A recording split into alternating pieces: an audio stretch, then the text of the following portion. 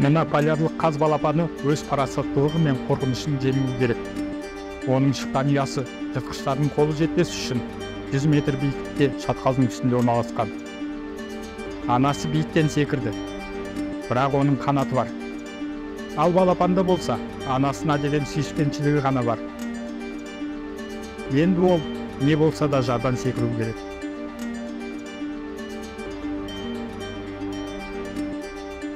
Мына балапанның шынымен де жұмыртқасы бар екен. Бірақ бұған дейін өзі де жұмыртқа болған.